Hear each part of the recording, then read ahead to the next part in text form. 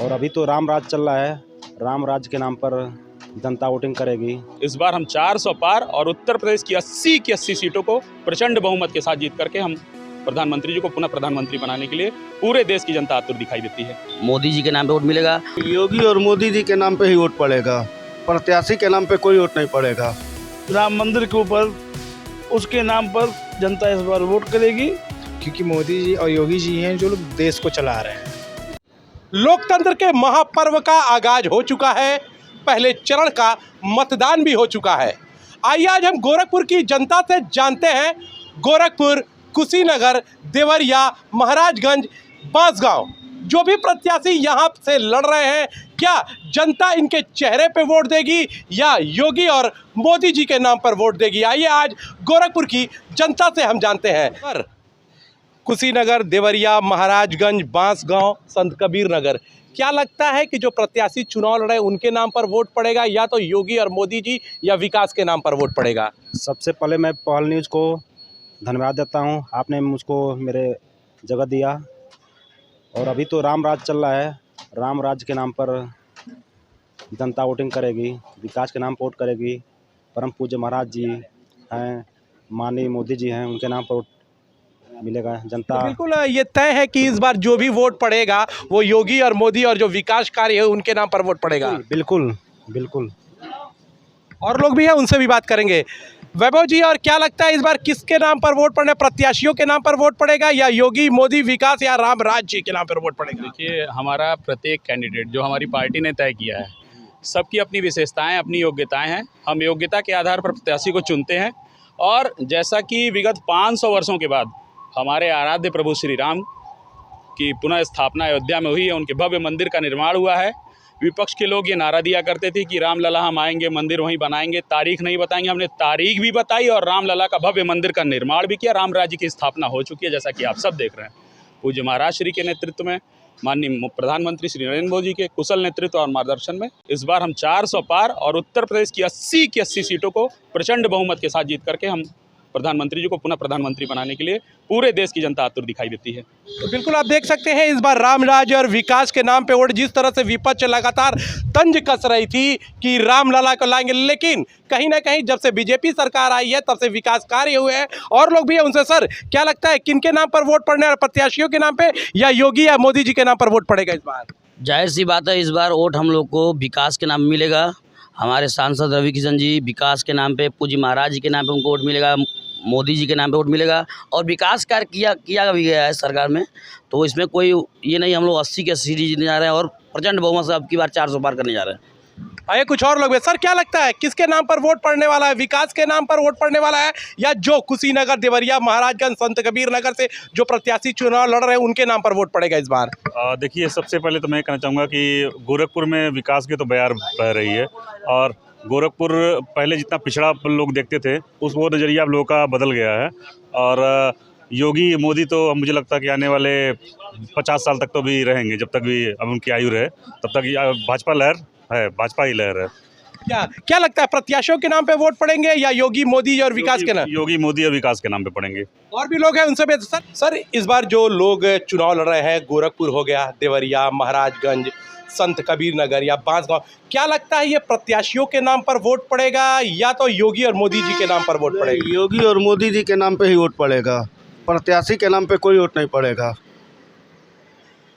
और कई लोगों का कहना है कि जो विकास कार्य हुए हैं, विकास कार्यों पे ही भी वोट पड़ रहे हैं, पड़ेंगे इस बार। तो विकास कार्यों पे वोट पड़ेंगे तो विकास कार्य तो योगी मोदी ही कर रहे हैं ना। यानी ये तो तय हो गया है कि ये प्रत्याशियों के नाम पर वोट नहीं पड़ेंगे, योगी और मोदी जी ने जो विकास कार्य किया है उसके नाम पर ही पड़ेंगे। जी बिल्कुल, एकदम जो योगी और मोदी जी ने विकास किया है उसी के नाम पे वोट पड़ेगा। प्रत्याशियों के नाम पर इस बार वोट पड़ने वाले हैं या तो जो विकास हुए हैं या योगी और मोदी जी के नाम पर वोट पड़ेंगे? भैया धारा 370 और 500 वर्षों से जो हमारे पूर्वजों ने यातनाएं झेली राम मंदिर के ऊपर, उसके नाम पर जनता इस बार वोट करेगी। और जैसे मोदी जी का नारा है कि अब की बार 400 पार, तो 400 पार तो हम लोग कर ही रहे हैं। बाकी जो एक आध सीट है जहां लोगों का गढ़ माना जाता है, कुछ प्रमुख व्यक्तियों का गढ़ माना जाता है, जैसे हैदराबाद देख लीजिए, ओवैसी का गढ़, वो भी वो हार रहे हैं। 2-4 जैसे अब कांग्रेस अपना रायबरेली का और अमेठी का सीट घोषित ही नहीं की कि कौन वहाँ प्रत्याशी होगा, वो लोग हार रहे हैं। निश्चिंत रहिए, 400 पार होगा और जनता इस समय सिर्फ विकास और मोदी जी के कार्यों को देख रही है। वैभव जी, बताया जाता है कि ये योगी का पूरा गोरखपुर महाराज या संत कबीर नगर, योगी जी जिसके सर पे हाथ रख दे वो चुनाव जीत जाएगा, चाहे वो कोई भी हो, चाहे आप हो या मैं हूँ, कोई भी हो। क्या ये सही बात है? नहीं, देखिए, उत्तर प्रदेश केवल मैं गोरखपुर की नहीं, माने पूरे उत्तर प्रदेश की मैं बात करूं तो प्रभाव तो रहता है। गोरक्षपीठ का प्रभाव, गोरक्षपीठाधीश्वर का प्रभाव, चूँकि गोरक्षपीठ ने निरंतर समाज सेवा का काम किया है।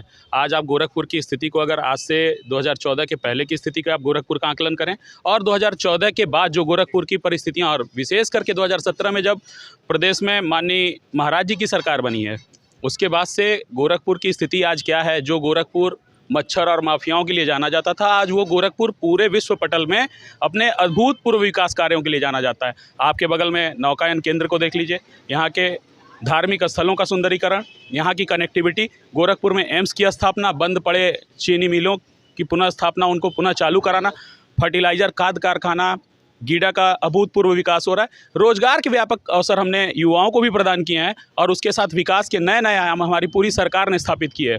और अगर देश में भी सरकार की बात की जाए बनने की, तो ऐसे विभिन्न मुद्दे हैं जिनको अगर विकास के कार्यों को गिनाया जाए तो मुझे लगता है कि वक्त कम पड़ जाएगा। अनुच्छेद 370 का हटना, जो हमारे पूर्वजों ने, जिन भारतीय जनता पार्टी की जब स्थापना हुई तो जो मुखर्जी जी ने नारा दिया था, ये एक विधान, एक प्रधान और एक निशान, हमने सिर्फ कहा, हमारी कथनी करने में कहीं कोई फ़र्क नहीं है, हमने जो कहा उसको किया है और जनता इसी चीज़ को पसंद करती है। मुझे पूरा विश्वास है कि इसी आधार पर हमें वोट देकर जनता पुनः लोकसभा में भेजने का कार्य करेगी। पन्ने जी, अभी बहुत ऐसे क्षेत्र हैं जहाँ पे अभी जो सांसद हैं भाजपा के, उससे लोग नाराज चल रहे हैं, लेकिन कहते हैं हम तो देंगे बीजेपी के वोट, लेकिन प्रत्याशी के नामों पर वोट नहीं करेंगे।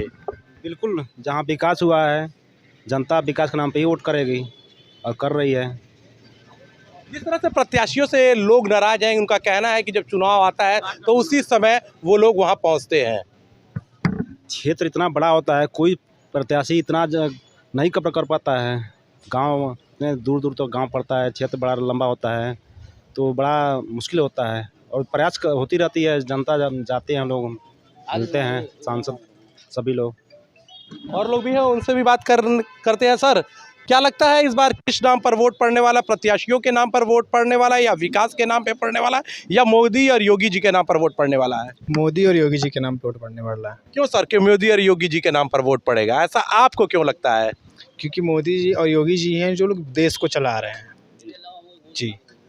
योगी जी ने हमारे गोरखपुर के लिए बहुत कुछ किया है और मोदी जी भी पूरे देश को चला रहे हैं। उन्होंने गरीबों के लिए फ्री में राशन, फ्री में बिजली, गैस, इन सारी सुविधाओं को देखते हुए मोदी और योगी को भी वोट जाने वाला है।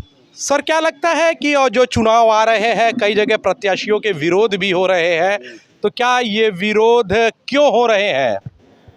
भैया, जैसे आप कह रहे हैं कि सांसद लोग पहुंच नहीं पा रहे हैं अपनी जगह पर, अपने क्षेत्र में, तो छोटी सी बात यह है कि एक ग्राम प्रधान अपने गांव के सभी व्यक्ति को खुश नहीं कर पाता है। छोटी सी बात है, मतलब जहां 3000-3500 जनता है, वहां के प्रधान से हर आदमी खुश नहीं है। तो आप कैसे ये मान सकते हैं कि 5 विधानसभाओं के में लगभग हमको कम से कम हज़ारों गाँव होंगे, तो सब लोग खुश नहीं हो पाएंगे। लेकिन विकास कार्य इतना हुआ है कि इस बार जनता प्रत्याशी को देख कर नहीं दे रही है वोट भले से, लेकिन मोदी और योगी के नाम पे वोट मिलेगा, इसमें कोई संशय नहीं है। और अब की बार हम लोग फिर पुनः पूज्य योगी जी के नेतृत्व में हम लोग 400 पार करने जा रहे हैं और पुनः मोदी जी की सरकार बनाने जा रहे हैं। तो बिल्कुल आप सर, 2024 के लोकसभा चुनाव का बिगुल बज चुका है, पहले चरण का मतदान भी हो चुके हैं। क्या लगता है इस बार जो प्रत्याशी कुशीनगर, देवरिया, महाराजगंज से, बांसगांव से लड़ रहे हैं, उनके चेहरे पे वोट पड़ेगा या तो योगी और मोदी जी के नाम पर वोट पड़ेगा? ऐसा ये तो पूरा साफ है कि इस बार का जो चुनाव है, इसमें वोट जो है प्रत्याशी के रूप के ऊपर देख के नहीं दिया जाएगा, बल्कि योगी और मोदी के विकास के काम के ऊपर दिया जाएगा। क्योंकि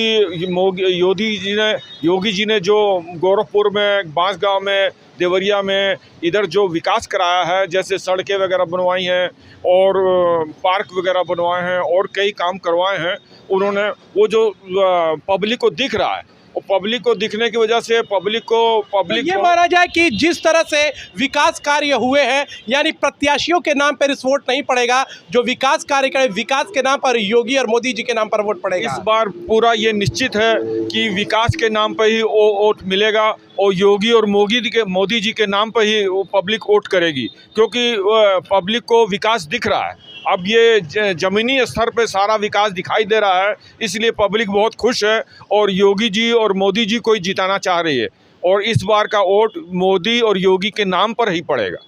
बिल्कुल आते हैं, ये गोरखपुर की जनता है। जिस तरह से बताया कि जो भी प्रत्याशी इस बार चाहे कुशीनगर, देवरिया, महाराजगंज, बांसगांव या संत कबीर नगर में जो चुनाव लड़ रहे प्रत्याशी हैं, उनके नामों पर वोट नहीं पड़ रहे हैं। लेकिन जिस तरह से मोदी जी और योगी जी ने जो विकास कार्य किए हैं और जो 500 साल के बाद जो रामलला अयोध्या में विराजमान हुए हैं, उसकी वजह से इस बार भारतीय जनता पार्टी 400 पार के जो नारे लगाए हैं वो 400 पार करेंगे। पहल 24 के लिए संजय कुमार, गोरखपुर।